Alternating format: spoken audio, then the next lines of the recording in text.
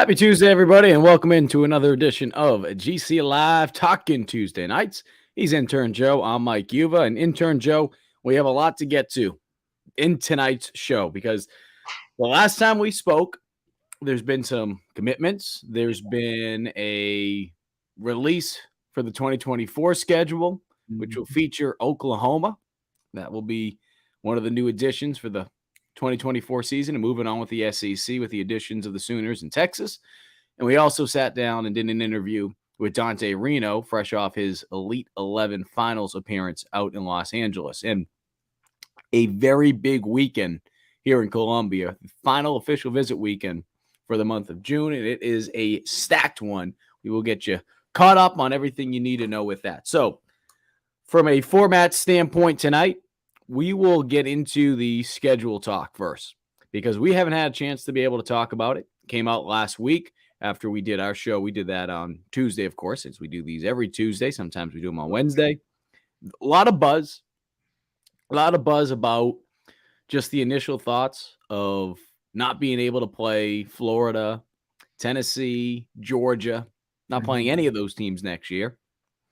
And I think some people, to them, they're a little bummed. They're a little disappointed because they like that tradition.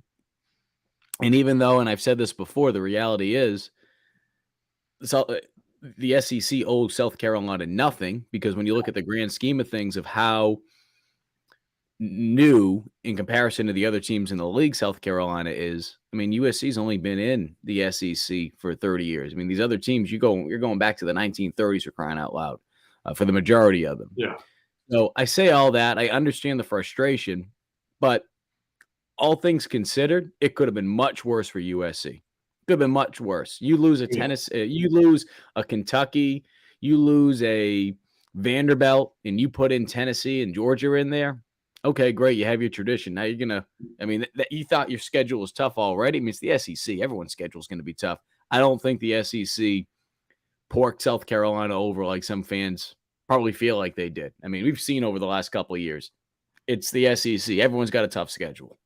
Yeah, Mike, absolutely. I mean, I'm honestly not that torn up about missing Georgia, Florida, and Tennessee. A little bit surprised simply because I think there was a little bit of a rivalry going there with Florida, although last year's result wasn't very rivalry-esque. But, I mean, you add Alabama. That's another big one. Alabama, LSU, Ole Miss. So those are some exciting teams coming onto your schedule. And obviously you got to go at Alabama. And then the big one, Mike, is Oklahoma with the two Pac-12 teams joining the SEC with Texas and Oklahoma. Plenty of narratives there with Shane coming from Oklahoma. And obviously there's still the potential of Spencer to take an extra year and play at Oklahoma as well. But unlikely he will do that. But, I mean, Mike, I'm excited. It's different. LSU you haven't really seen in a while. It's going to be fun. You're hosting LSU as well. And then, obviously, Bama, you're going to Tuscaloosa. It's going to be a tough one, but always if you want to be the best, you got to play the best. Mike, and Bama and LSU are certainly some of the best. Yeah. And look, and like I said before, with the additions of Texas and Oklahoma, everyone has a tough schedule. I mean, the beauty of it is when you're talking about playing in the toughest conference, when you're talking about playing in a conference where, obviously, after this year, we'll discuss it about getting away from the division part of it, you're going to be having to play tough teams in conference play every single week, right? I felt like the East had got better over the last couple of years, but at the same time, too, I've always felt the West has been the stronger side of the conference when you're talking about the two divisions. Now, certainly, we can go back and you could go back the last, maybe go back to the Lattimore days and Alshon. I mean, we could go back years, but I'm talking about, the last couple of years. Yeah. South Carolina is going to have an opportunity to be able to play some tough competition. And I'm not just talking about 2024, but they're also going to be able to have a chance to be able to make the college football playoff. I feel like you will see more teams make the college football playoff from the SEC potentially up to 4 teams, maybe even 5. I mean, that might be a little bit crazy, but Yeah. because the addition of adding 12 teams, you will continue to see the SEC be rewarded for that strength of schedule, that tough strength of schedule. So, again, I understand the frustration for next season. I would have thought that you would have at least played one of those teams. You Yeah. would have at least played Georgia. You would have at least played Florida. At least play one of those teams. Yep. I think when we get back into 2025, you'll probably see 2 of those teams back on the schedule. But Yeah.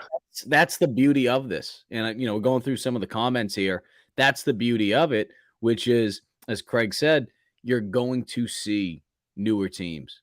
You're going to see fresh faces. You're going to have an opportunity to go to some places that, number one, you either have never played at before in terms of from a historical standpoint, or you haven't played at in a long time, or maybe your fans just haven't been able to go there before just because of the way the schedule is. I mean, we'll look at Alabama. This will be the first time that South Carolina is playing in Tuscaloosa since 2009. And then, of course, the next year they played in South Carolina, and it wasn't for another almost 10 years until the two teams met again. And it was back, obviously, in Columbia. So I think it'll be good. I know that there's some fans that are excited to see LSU coming into town. I know they're obviously one of the better teams in the conference coming off the SEC West crown last year, but you didn't have that opportunity to play them back in 2015 because of the flood in the game getting moved. So I think there's a lot of changes that are coming that over time I think fans will enjoy. But change is tough. The division part of it changing, Joe. Mm-hmm. I big picture, I like the idea because the whole thing with pods. If people were bitching, last week about, oh, we have to play this team, oh, we got to play that team. If you have pods, you want to talk about fairness and unfair. That would have screwed everything up. Because now you're saying, all right, they have to play these 2 teams every year, right? Or depending on how you have to play these 3 teams if you did pods of 4. I like the idea of not having pods. I like the idea of having fresh schedules every single year. And I truly believe the SEC is going to do a good job of breaking it down to a point where it's not so top heavy every year when it comes to, okay, the schedule is just going to be the same couple teams there. I think if anything, it will create the opportunity for some of these teams to get into the mix to compete SEC title. But it's going to be tough. It's going to be tough to come out of that conference. There's no question about it, because now it's just the 2 best teams.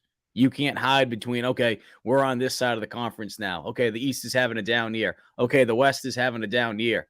No, it's the 2 best teams. And if you don't bring your A game, you could finish easily towards the end of the conference when we're talking about standings. When the year. It's simple, Mike. If you want to be the best, you got to beat the best. And you have to. I mean, this format puts together. You have to put together a really, really good season. There is no fluke teams getting in there. Possibly, I wouldn't necessarily say an 8-5, but maybe a 9-4-ish, a 10-3 team from one division getting in. Meanwhile, there's better teams on the other side. It's just, Mike, I love the take on no pods. I think pods, it's stupid. I mean, it's divisions all over again. This way, I mean, you can switch it up as much as you want. Everyone kind of gets to play everybody. And there's no real, for a down game, if you will, like a Vanderbilt, not every team is going to have a Vanderbilt on their schedule this time around. Like, everybody's good in the SEC. And so it makes it that much harder to get to the SEC championship game. And I like it, Mike. I'm here for it. I'm all for playing new teams. And growing up a Notre Dame fan, I'm used to playing just about everybody. So I've always been a fan of that, especially, like I said, growing up. But I like it. And if I had to circle one game on that 2024 schedule that, I'm really looking forward to, it's not Oklahoma. It's that Bama game. I'm looking forward to that Bama game. Hopefully go to Tuscaloosa. I've heard the atmosphere is insane. I think it's a new experience for Gamecock fans as well. Mm-hmm. Get to go see one of the better atmospheres in college football, and obviously the better schools and teams in college football. I want to go back real quick to what Paul said, and Paul's done a tremendous job over at the Gamecock Bourbon Society. Shout out to Paul on the tremendous golf tournament the Gamecock Bourbon Society held. I think it was the Friday. I'm losing track of dates here. It was over a week ago, almost a week and a half ago.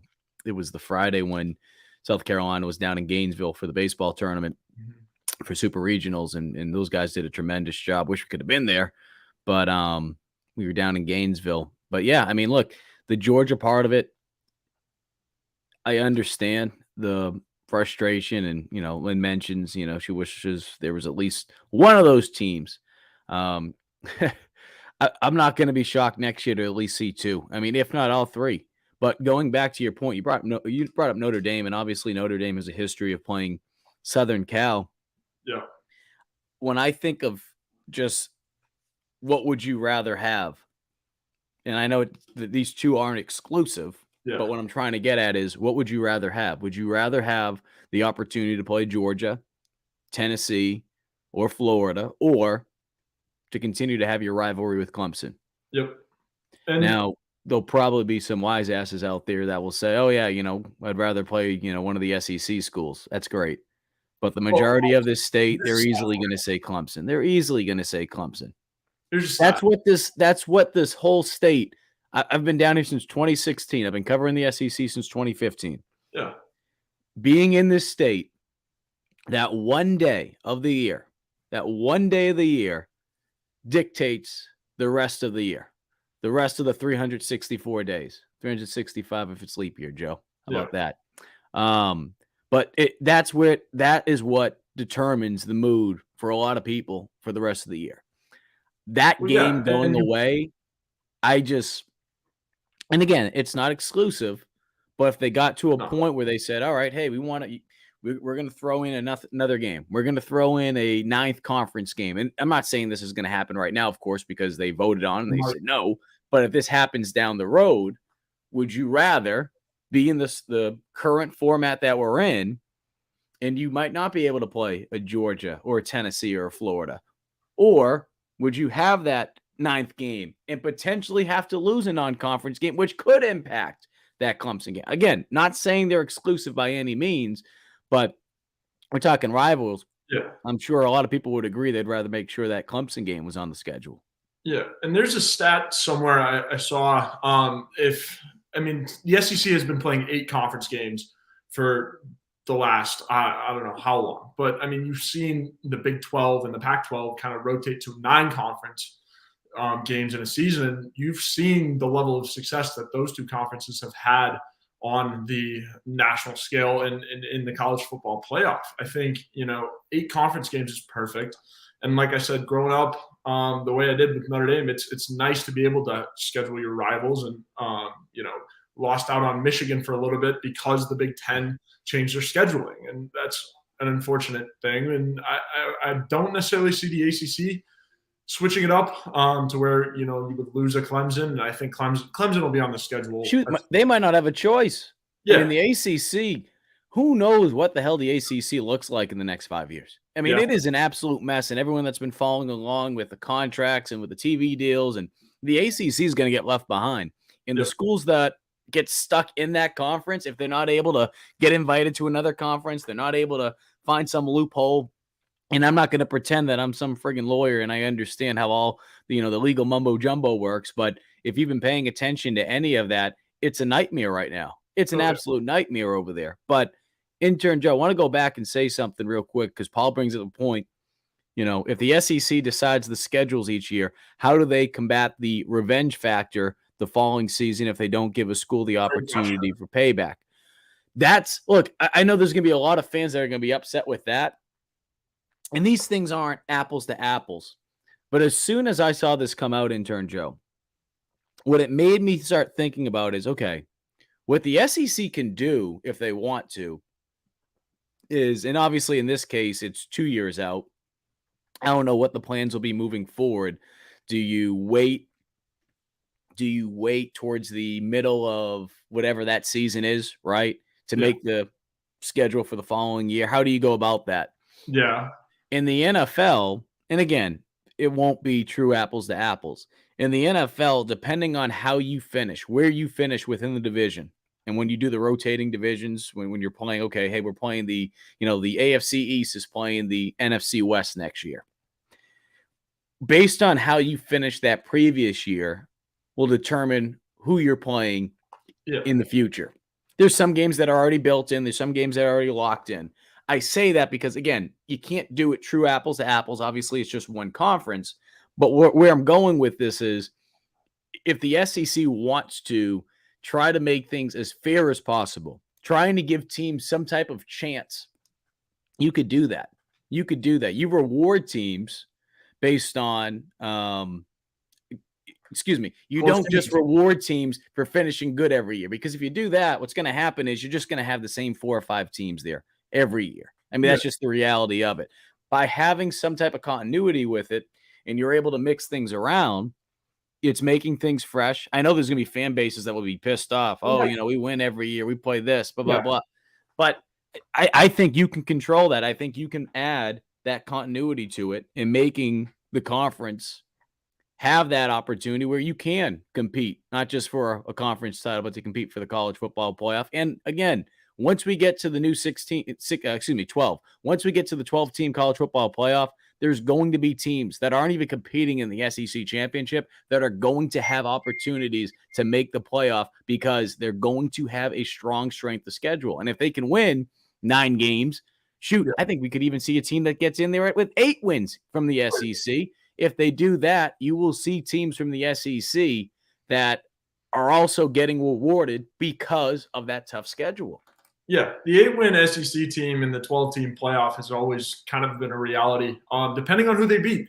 And I think by the SEC opening up the scheduling format, I think it allows for an 8-5 SEC team who's beaten a Georgia or an Alabama and a Tennessee or an LSU to get into the college football playoff. It really begs the question of quality wins. And when you have 12 teams, I feel like there's a pretty steep drop-off between the best 15 teams in the country and everyone else. So I like the fact that there's the option of, the quality win factor in there, but also kind of going back to Paul's point about, the revenge games. I liked your point about the NFL scheduling, but I also think too, like if you reward teams for having close games with each other, right? You cycle teams through. Say in 2024, LSU is a dogfight and it goes right down to the wire on national television. You reward those 2 teams for putting that game in a decent spot the following year and putting it again on national television or something like that. You reward teams for better play in close games and stuff like that. And I mean, obviously they'll cycle out the blowouts and stuff like that. Like obviously, if you're when did they decide to make the schedules though? That's the tough question because obviously with this is 2 years out. Year before, yeah. We're looking 2 years out because I agree with you that you throw a game out there. Let's just throw something out there. Georgia and Texas, right? Georgia and Texas. Let's say they play, and I'm just using an example just down the line. Let's say Georgia and Texas play in 2025, and it is back and forth, right? It's just like a heavyweight fight. Naturally, what you would assume is, hey, we should bring this game back the following season. At some point, though, you're going to have to move on from that game, right? Let's say it's a close game again in 2026, because the SEC is going to want to continue to find ways to rotate these teams through. No. So at some point, you're not going to be able to do all that consistently. I don't disagree with you. Yeah. I think it makes sense from a, especially you got to realize too, okay, and you can't do this with every team, but, if you have one of the top quarterbacks in the country coming back and another team has one of the top quarterbacks in the country and you want them to face off, it makes sense.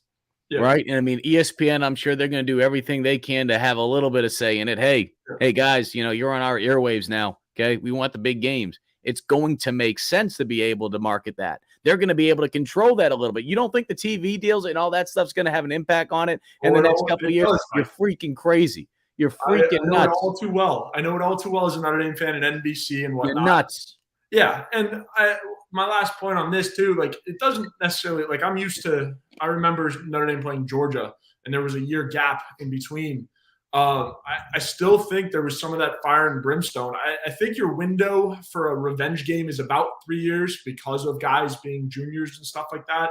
And obviously, you might have some sophomores that stick around for a revenge tour their senior year. So I think there's bad blood up until kind of 3-4 years. That's when it kind of dies down. So you've got some time, and obviously this is new, right? It's a baby. This whole new scheduling format for the SEC, it's brand spanking new. So they'll figure it out. And obviously, you're right, Mike. ESPN's going to have plenty to say for it. Oh, 1,000%. Yeah. NBC does it all the time with Notre Dame. I mean, it's the market, man. It's college athletics now. It's how it is. And I know, two more things I just want to mention before we wrap things up. We're going to hit an ad read, and then we're going to get into a interview with Dante Reno from the other day. Yeah.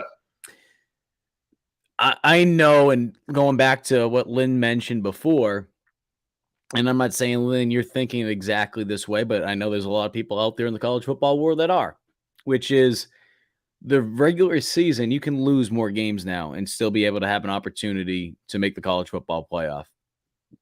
I think as disappointing as that is for some people out there, I still think it's the best thing for college football. And here's why. Using South Carolina, for example, you head into this new SEC format where there's no divisions. And I'm not saying that Shane Beamer can't turn this thing into a well-oiled machine, because obviously he's done a tremendous job in the first 2 years. Heading into year 3, there's obviously some question marks on the offensive line in certain positions as far as depth, just because they're so young. And, that's a conversation that we'll have a little bit later.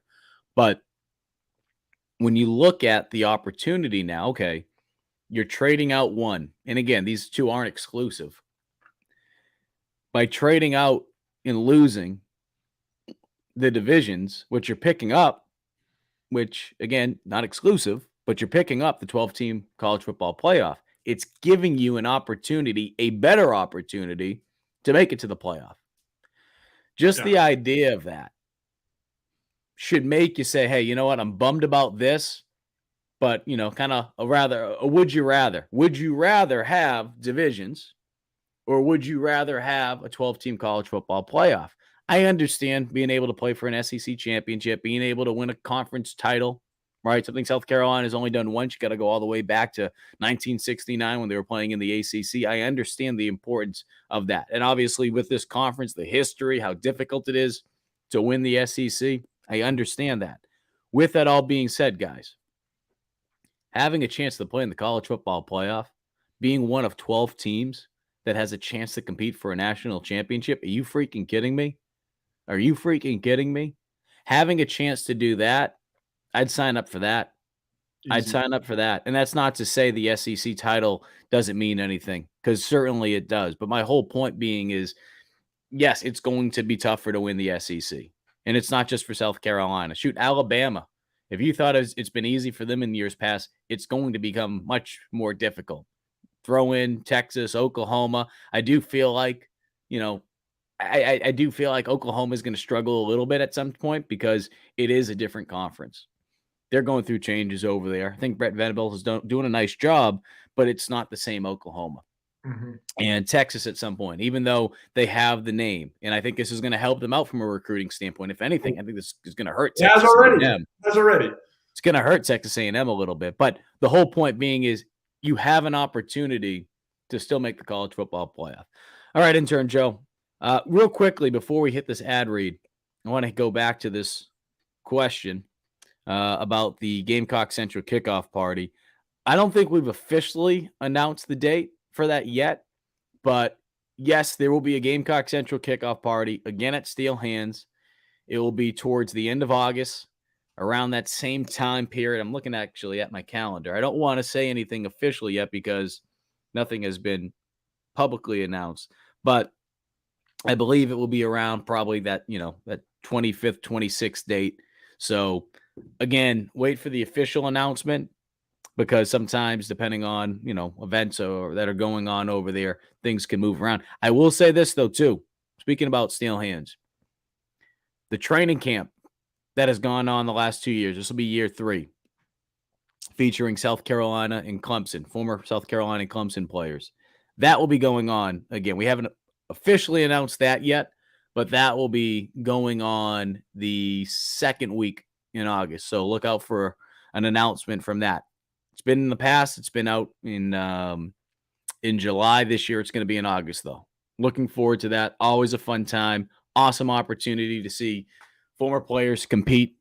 Clemson and Gamecock fans, getting at it, and you get to see these former players as well. Awesome time. Awesome time. All right. So, with that being said, Intern Joe, we're going to hit an interview. Before we do that, let's get into our ad reads because we got to pay the bills here. Yep. Absolutely, Mike. Starting with Liberty Tax. Tax ID is that uncertain feeling you get right before doing your taxes, but you don't have to go through it alone.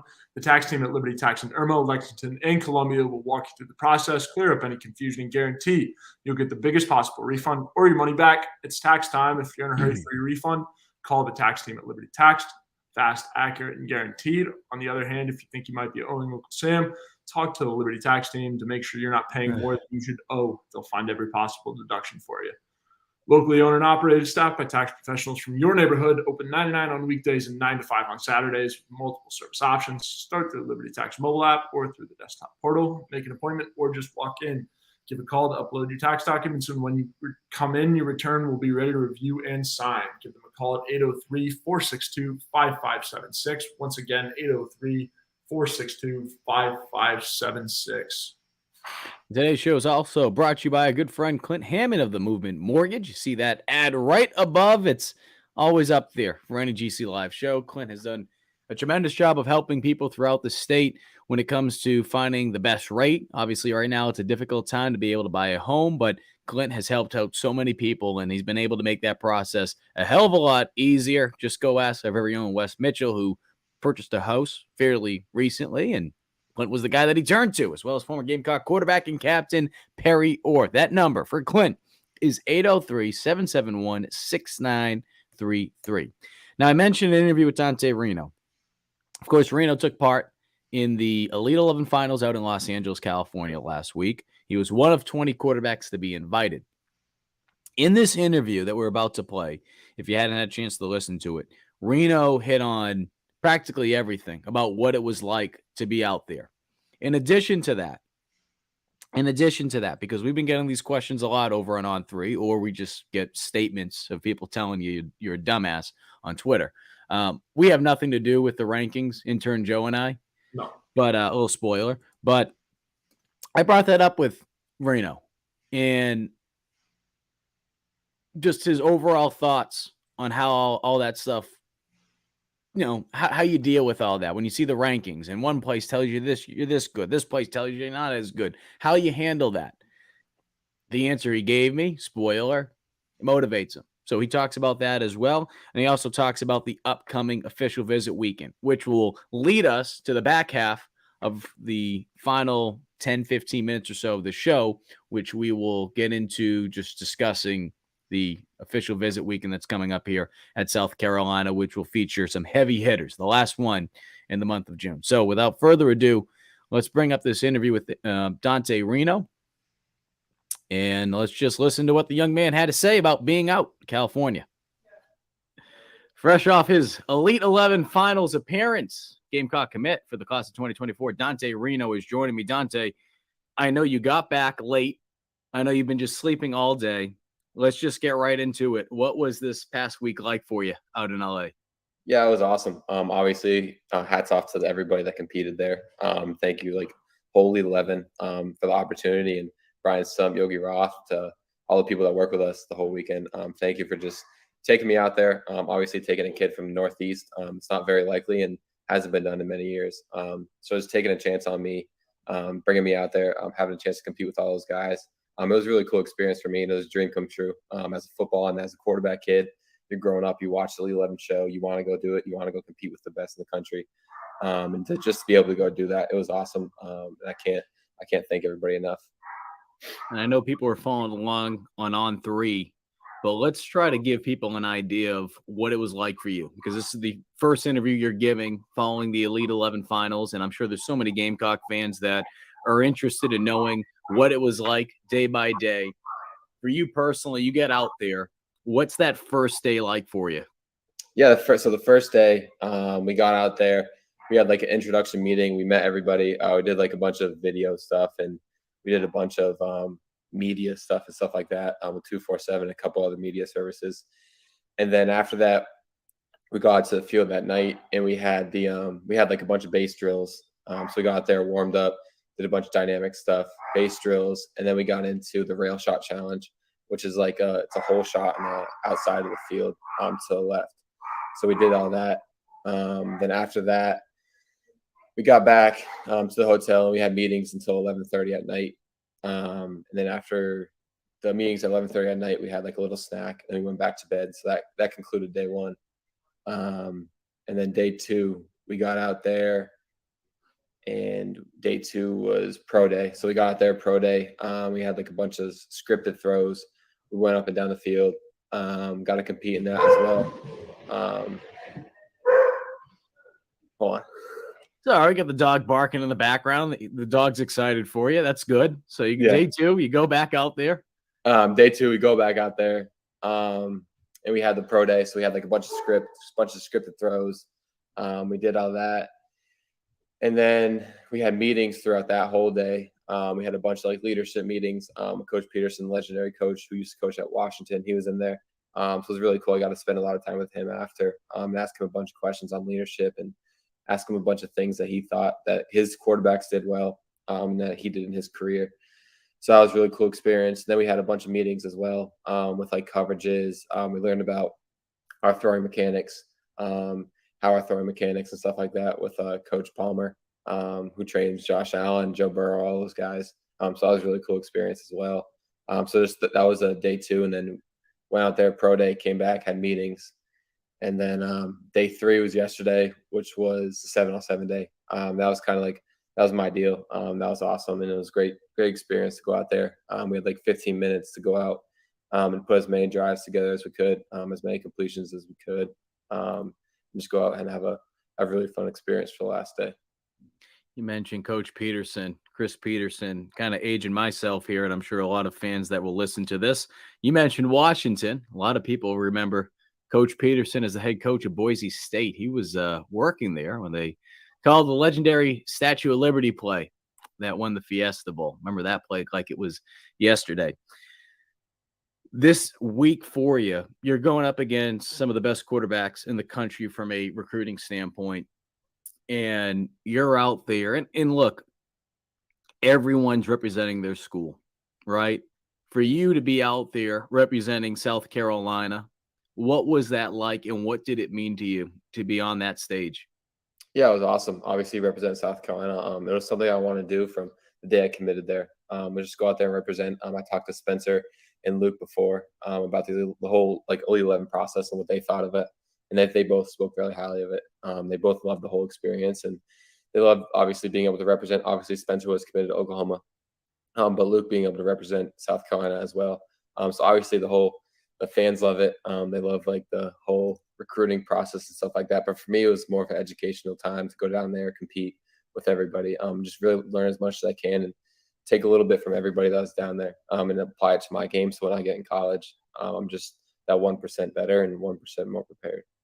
And I could sit here and I will ask you some of the things that it might seem like, all right, like, Mike, these are dumb questions, but from a outsider's perspective, the people that aren't there, they're like, wow, I didn't realize that's how it's done. We see a lot of the metric stuff, the statistics, right? How things went on 7-on-7, how you did from a completion percentage on this, and whatever the case may be. There's a lot of stuff, though, that people don't see when it comes to the classroom stuff. And from talking to you before we hopped on and did this interview, you said that went very well from just the classroom and film work, which, again, the cliche stuff you always say, the son of a coach that you would expect from you, but it seems like that went very well for you. Yeah, it did. Obviously, that was a huge part that I knew going into that I have not an advantage over some people, but more of a competitive edge that I had, I would say. So that was something that I could take from my game, from my background with my dad being a coach. Obviously, so the whole deal was they gave us a playbook, I would say a week and a half ago. Me and my dad studied that through in and throughout the past 10 days before we got to Elite 11. So we got into the board stuff, when we did some coverage stuff, when we did all that stuff. That was kind of my time to shine, and really speak my mind, and ask a bunch of questions during that as well. So then obviously when we got into the 7-on-7, I was really comfortable with the whole playbook, really comfortable with the reads that we had to make, whether it was 4 verticals concept, we had like a Brady concept, which is like a belly pass, a bunch of different concepts. But I was really comfortable during that setting as well, just because I could be able to read defenses, which plays a big part into my game, was like the whole mental side and just seeing everything play out, and actually having like a real in-game experience, which is really cool. So you head into the 7-on-7 portion. We tweeted out the other day for you that you had the fourth most completions, the fourth most touchdown passes. What people don't realize, though, is some of the stuff that goes into it. That time period is timed.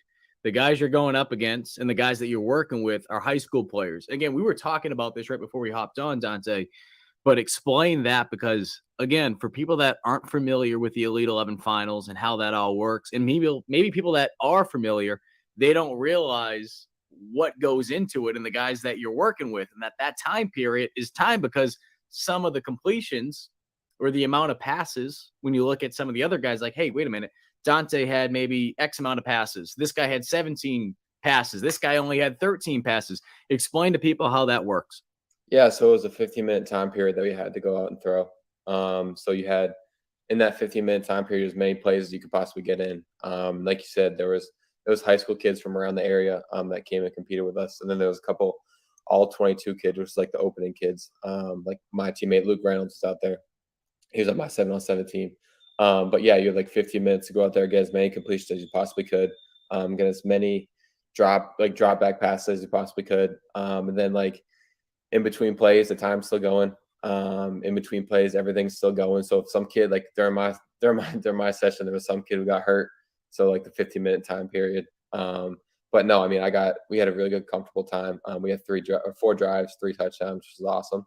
We had a bunch of completions as well. So it was a really cool experience just to have that. And obviously be coached by those Elite 11 coaches during that time was cool. What's your biggest takeaway from this past weekend? Yeah, I think the competition level. I think it's going to be really cool in college to take some of the stuff that I learned from the Elite 11 this week and apply it to my game, not just on the field stuff, but off the field as well, whether it's in the community, whether it's leadership, whether it's with my family, just all that stuff. And a really cool moment we had yesterday was before we went out there for the 7-on-7, we were all like in a team meeting room with all 20 quarterbacks, Yogi Roth, and then Brian Stump was in the back. So our parents all wrote a letter to us about how much we mean to them, how much we've impacted our family and stuff like that. So it was really cool to see both my parents open up to me, and a bunch of kids were shedding tears and stuff like that. But it was a really cool moment, especially before the last day, just to see how much our parents, like, we mean to them and all that stuff. I'm going to go off script for a second because I usually get you caught up on what I'm going to ask you. Mm-hmm. And the reason why I'm going to bring this up is because we've been having a lot of people on the message boards at Gamecock Central. I don't think I'm going to get in trouble for asking you this, but if I do, so be it. I'd rather be authentic and just be direct because I'm sure our viewers would appreciate it and our subscribers. At the end of the day, you know this. Rankings mean absolutely nothing. We are a ranking website, though. On 3, at least heading into this week, and not as high on you in comparison to some of the other ones out there. I say that I have nothing to do with the rankings. I don't know how anything is, but I do know this, and I said this yesterday because people were asking, hey, why isn't Reno as high compared to some of these other websites, right? I know that the guys that rank the players, they work their tails off on trying to evaluate, and I know especially at the quarterback position, this, Dante, it's not an easy position to evaluate.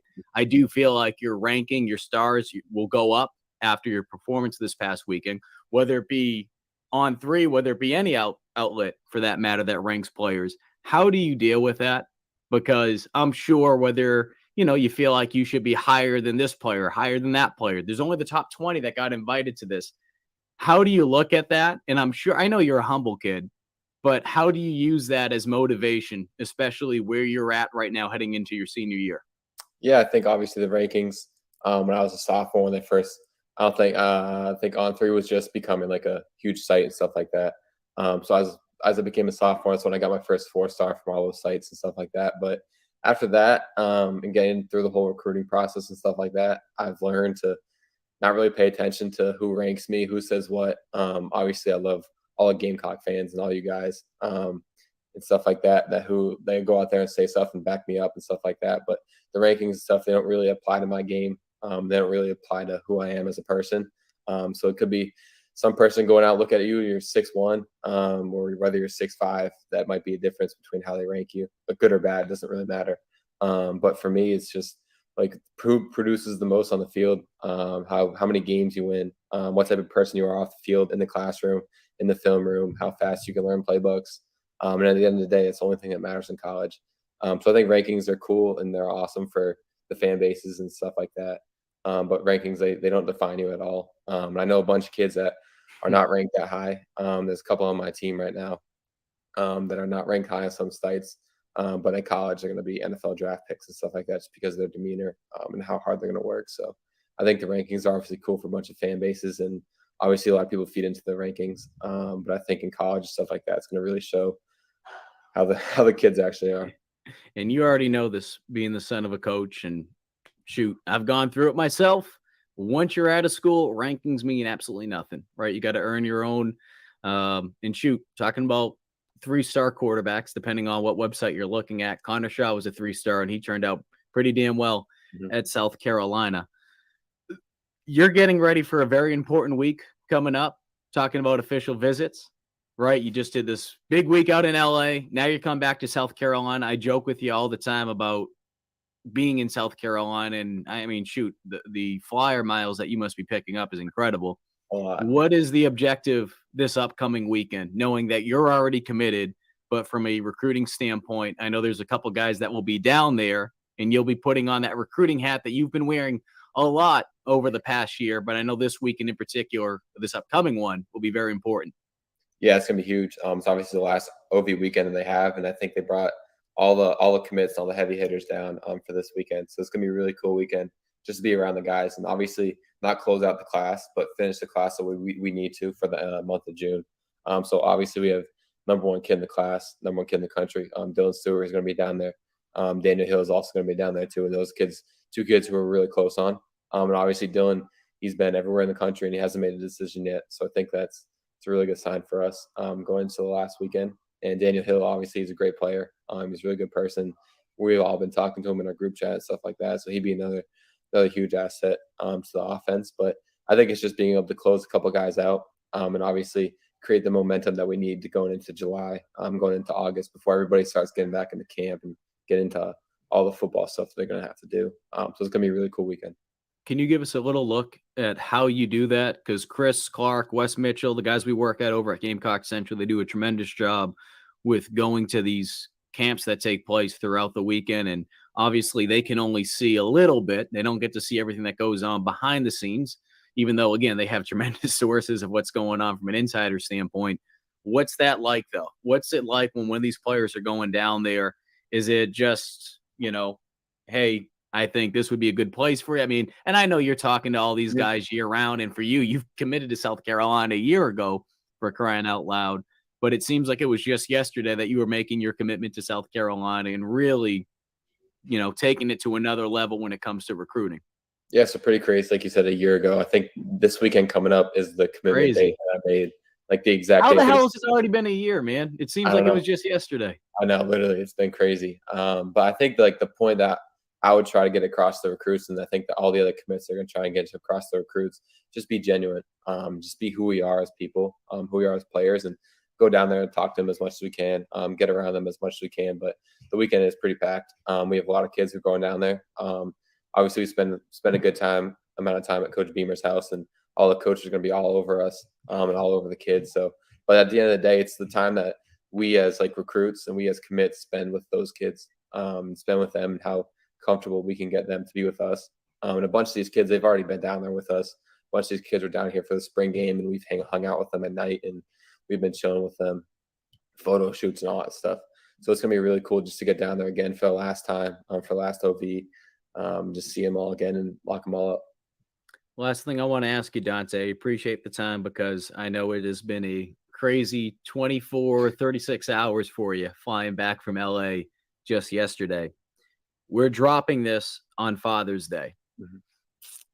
We keep hearing all right, he's the son of a coach. His father's the head coach at Yale. We've talked about it before, being the sons of coaches and how much football means to us, how much our dads mean to us.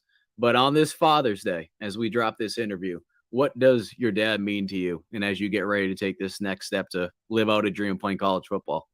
Yeah, it's hard to put into words what he means to me and what he means to our family. But he's been everything to me, and he's been awesome for me during my whole career. Not just on the field stuff, but off the field as well. Helped me with all the social media stuff, obviously the weight training and lifting, and in the classroom, in the film room, and all that stuff.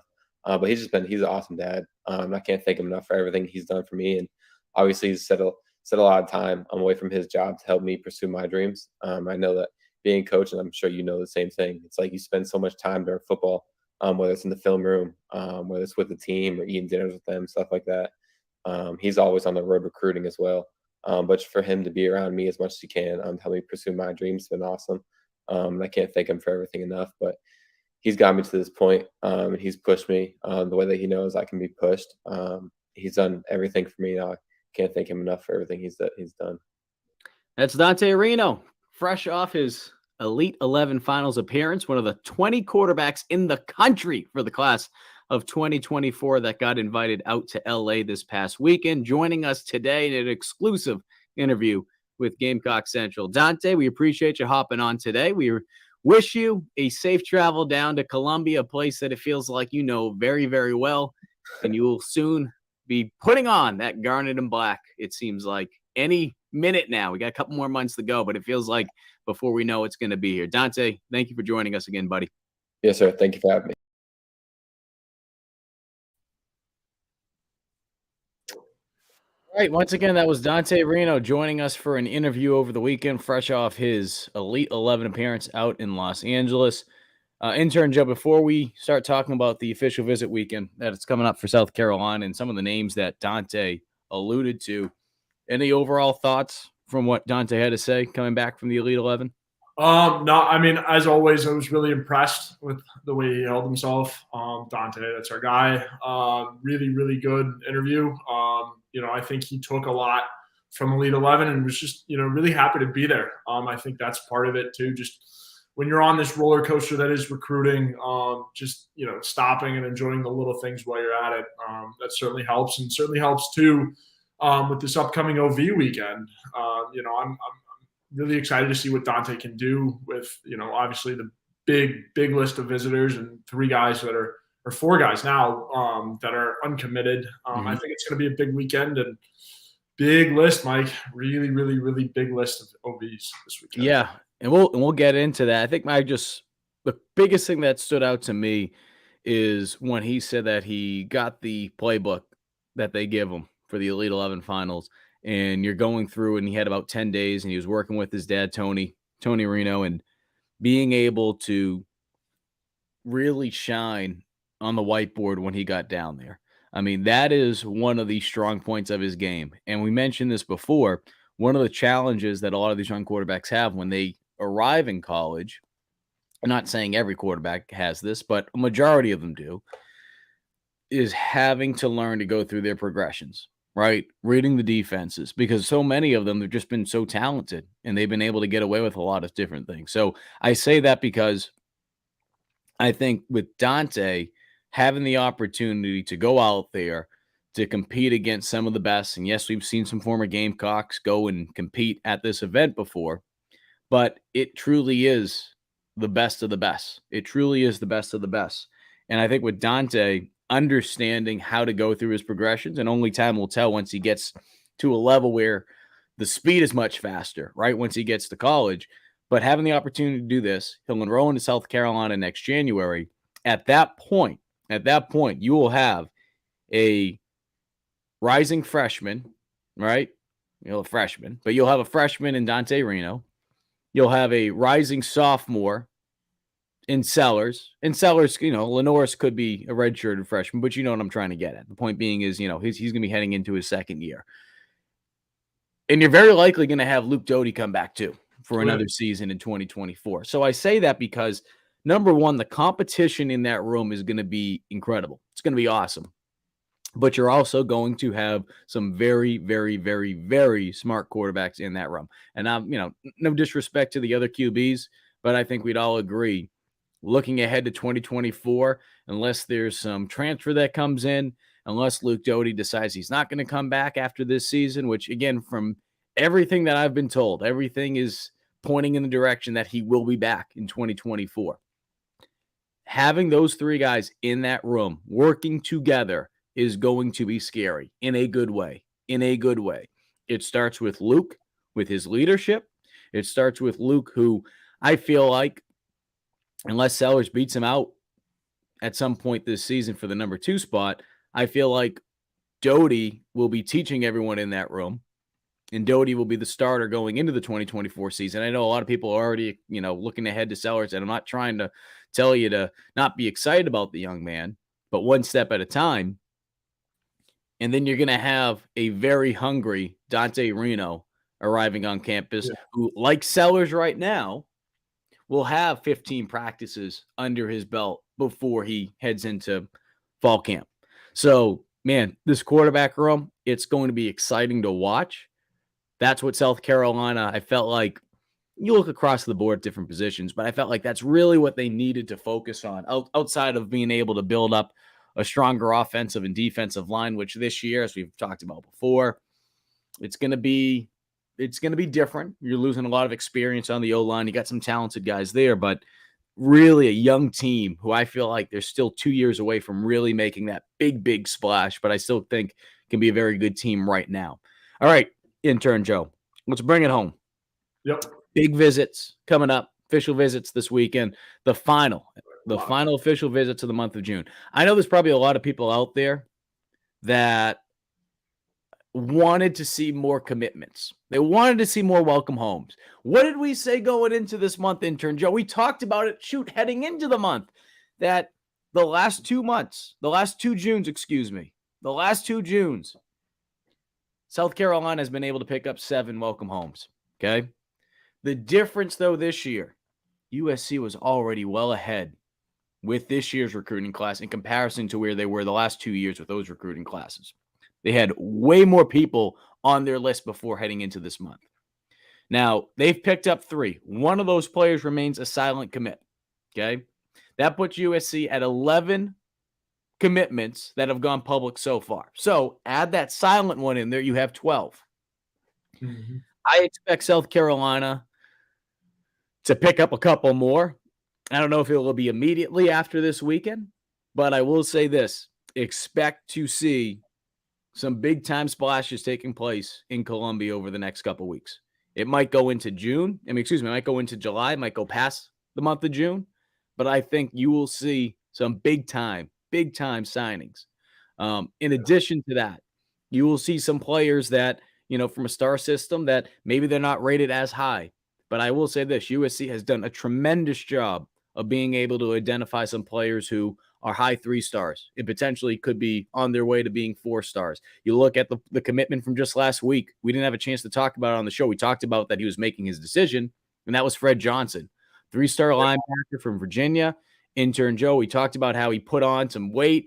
We're going from 195 to 225. He is a guy that was slept on, off the radar by On3 and a lot of these other recruiting websites. He came on late. And I'll tell you right now, watching his film, the athleticism he demonstrates in all 3 phases, he is a young man who very well, before he arrives on campus at South Carolina, because obviously he's heading into his 2024 season, right? He's a 2024 kid heading into his senior year. He is someone that could be a 4-star.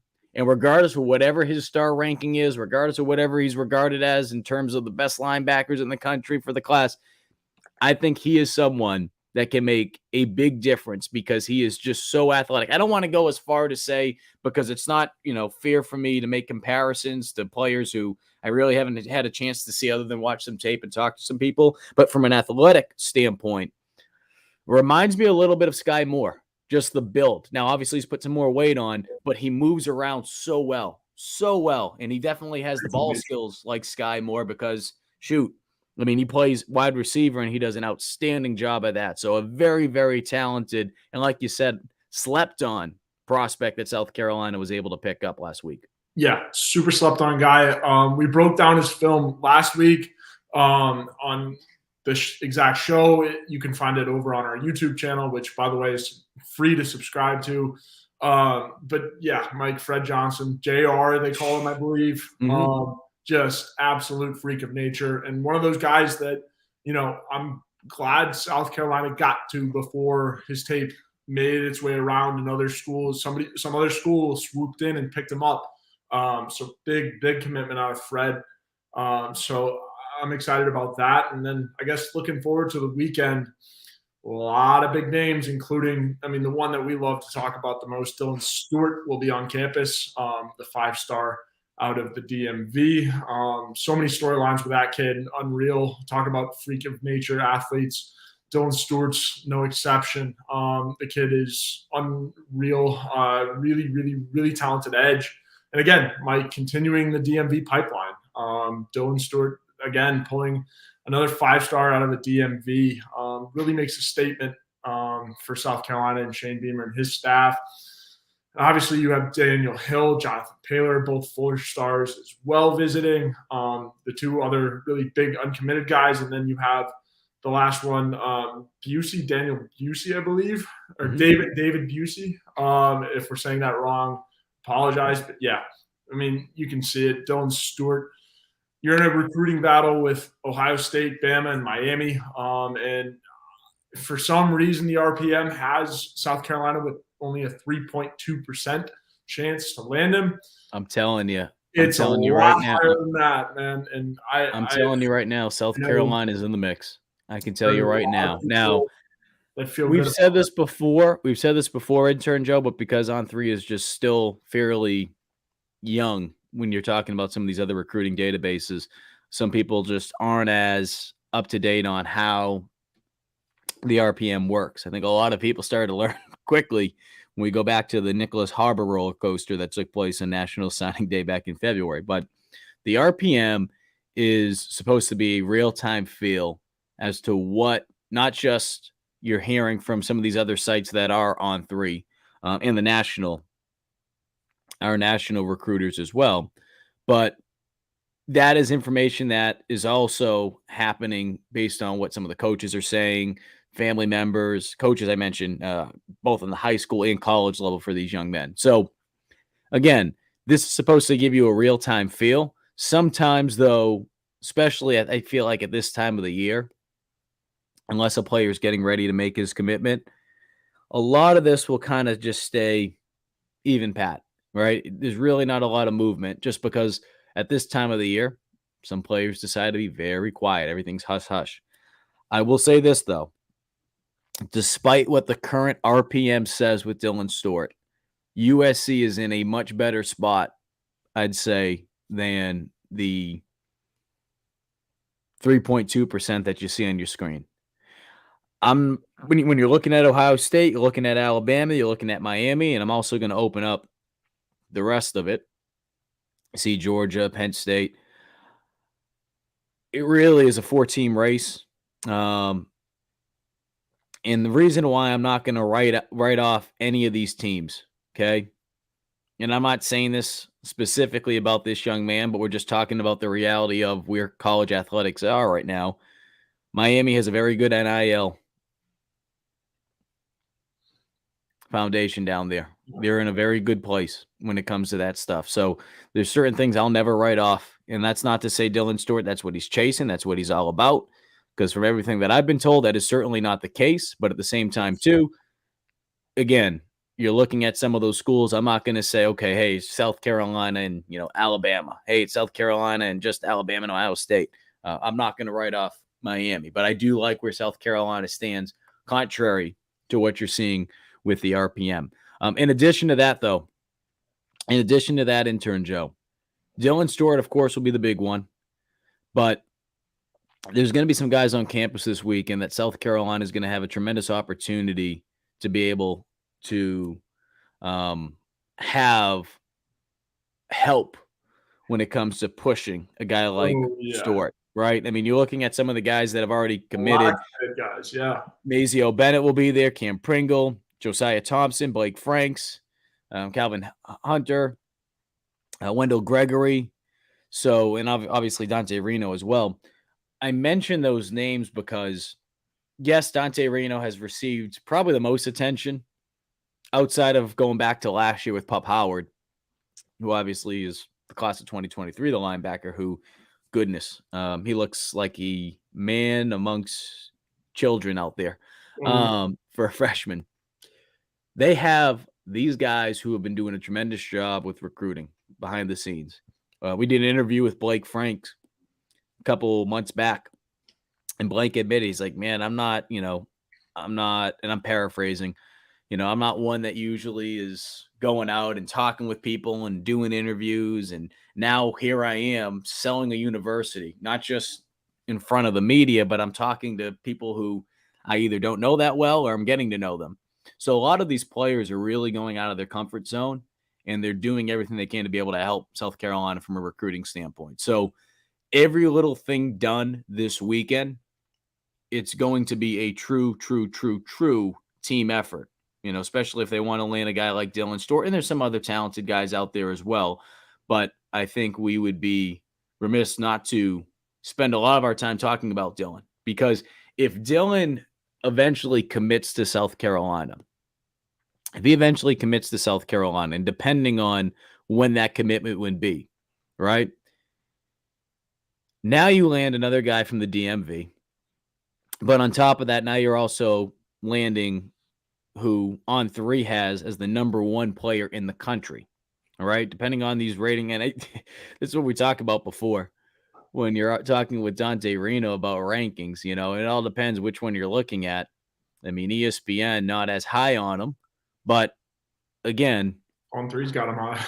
On3 is very high on him. Yeah. And you look at the industry ranking at the top, and we get that question still from some people, what the industry ranking is, and On3 is the only place that has that. And I'll pull this up.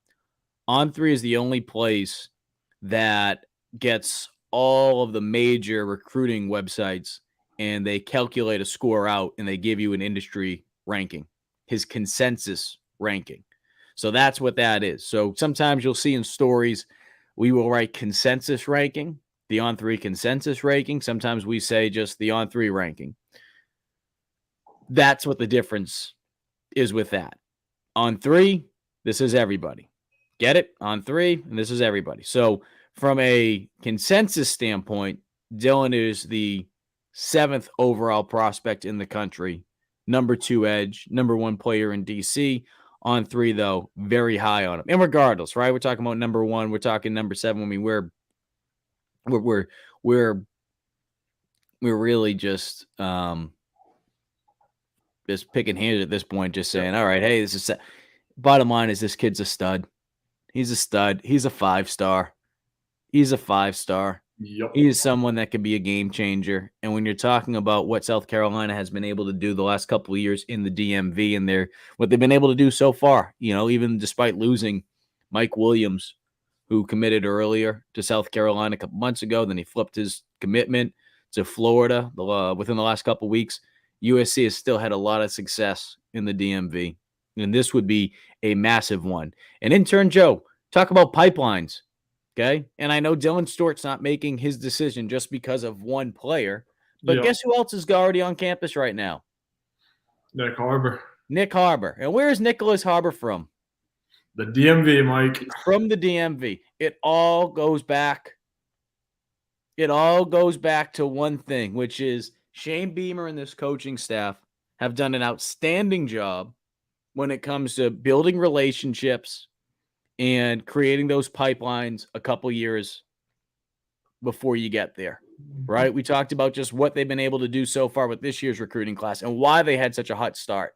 A lot of it has to do with what they were doing as soon as they arrived at South Carolina or within the last 2 years. So you look at his main recruiter too, Sterling Lucas, coach for the Ravens for a number of years, knows that area really, really well. And I mean, talking to Sterling last week, he feels pretty good. I feel like a lot of people in this building are ready to, compete with the Alabama. I mean, Mike, you saw that list. Alabama, pull it back up real quick. But yeah, Alabama, Ohio State, and Miami. It's a big boy recruiting battle with Dylan Stewart. And I mean, if you can find a way to win this one, it sends a statement. It proves Nicholas Harbor isn't necessarily a fluke when you can And go look get a at guy. these schools. Look at the schools that he's been offered from. It's crazy, and to be in the mix and to have everyone, feeling good about this weekend, or at least excited about this weekend to get him on campus again and show him what South Carolina, not only South Carolina football, but this school and this university are made of. I think it's a very, very, very big opportunity to make up a lot of ground in his recruitment. Yeah, we're looking at these schools that have offered him. You see Clemson in there as well. We've seen Florida, Notre Dame, Florida State, Auburn, Oklahoma. And then, of course, another team that you should always mention when you're talking about DMV athletes, Virginia Tech. Beamer's done a good job. And we've said this before in the program. We'll wrap things up shortly, but we've said this before in the past of how much Beamer had this plan. And again, that's not to say that everything's in stone with Dylan Stewart. No.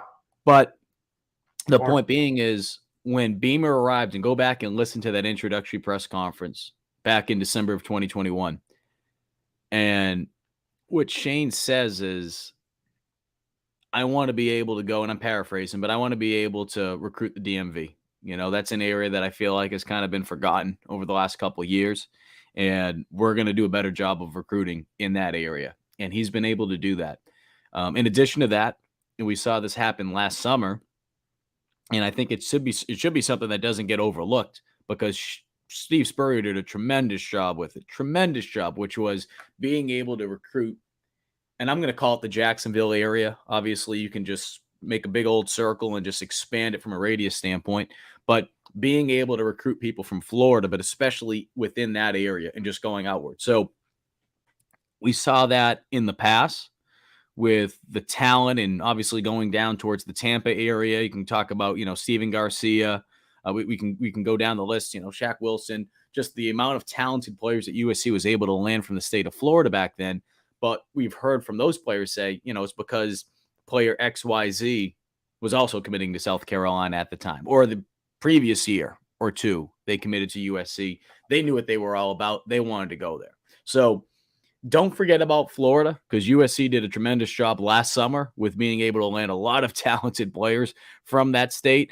It seemed like for a period of time, the Sunshine State, there was a different Gamecock committing every other day. I mean, that's how insane it was last summer for USC when it came to picking up Florida commitments. DMV, USC's done a good job already with that. They're off to a good start with the class of 2024. A Dylan Stewart commitment would be very, very big. But of course, they need to do everything they can this weekend. As Dante said in his interview, just making, not just making Dylan Stewart, but all these players, making them feel comfortable, right? I mean, that's the biggest thing. When you go on these official visits, they're fun. They could be fun. The players will take you out after, show you a good time, all that kind of stuff. It's all about giving them a look at what it would be like to be part of a team at that place and showing them, hey, if you come to South Carolina, we're going to be your boys. We're going to be around you. This is what the coaching staff's like. But we, as people, as players, the student athletes, we're the ones that are going to be around you the most. Can you tolerate us? Right?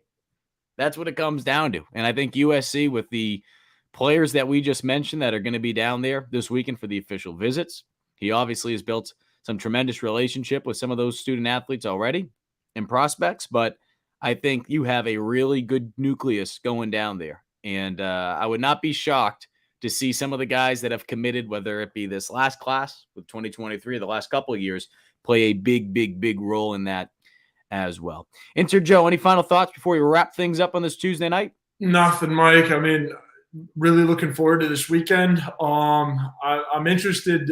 I don't know if it'll come out or if we'll figure it out, but who's hosting Dylan Stewart? I'm sure it'll be, they'll give him somebody good to show him a good time.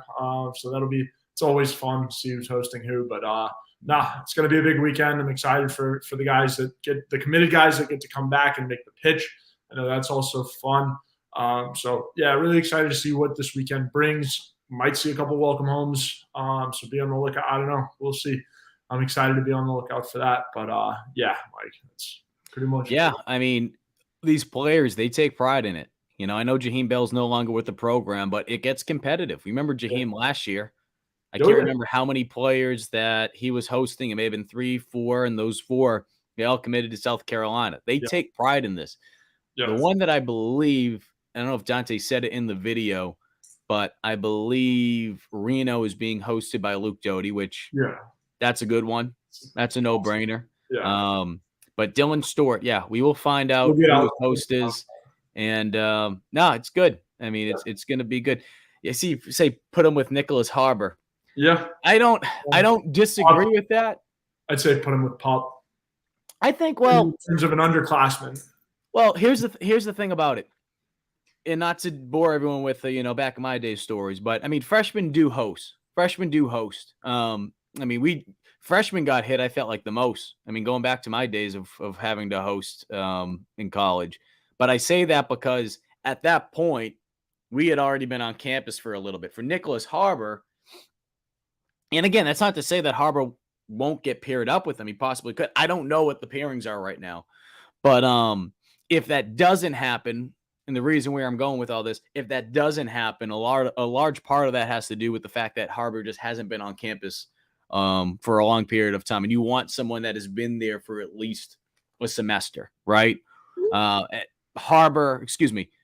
Howard, play that Howard Harbor game. Howard has already been on campus for a semester.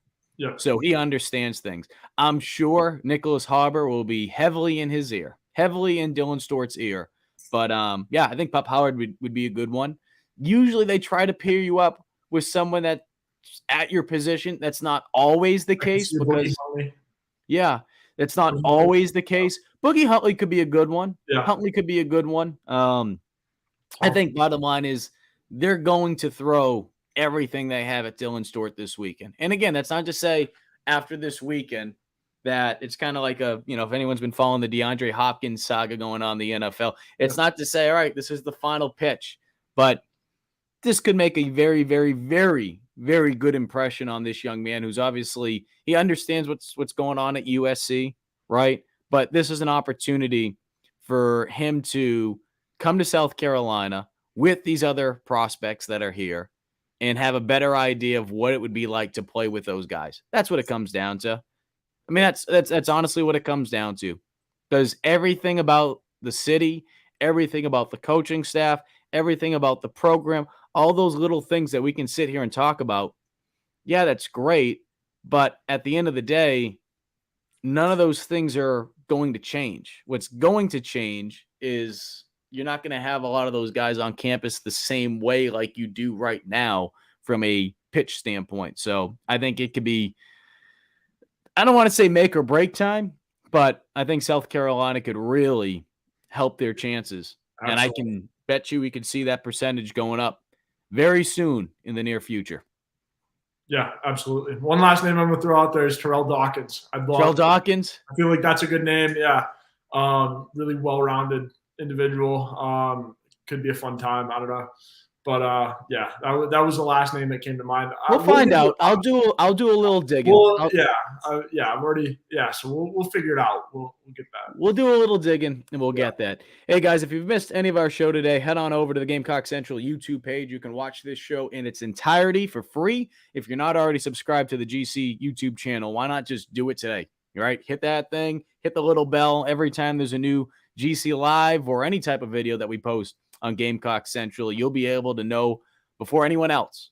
And you can do that, like I said, for free. Or if you're a podcast listener, head on over to the Gamecock Central podcast platform, and you can be able to listen to this show in its entirety there. And if you're a Gamecock Central subscriber, if you're a GC subscriber, be on the lookout for an interview that we did, or I should say a video breakdown, film sesh that we did with Mazio Bennett. A lot of people were talking about the clip from 7-on-7 last week, and I broke that down, and it gives you just a deeper look at some of the things that the coaches are looking at that you just don't hear from some of these recruiting insiders. So you can be able to get that as well. And if you're not a subscriber to Gamecock Central, we have a lot of great specials going on. You can sign up today, 50% off for the whole year, $10 if you want to do 3 months, $1 for 1 month. This is the time to do it. We're a month away from SEC Media Days. Take advantage of it. We have a lot of people that have been signing up over the last couple of weeks. Why not sign up today?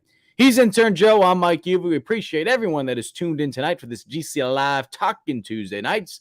We'll do it again next Tuesday, and perhaps, like Intern Joe said, maybe we'll have some new Gamecocks on the way. We shall see. Everyone have a great week and have a great weekend.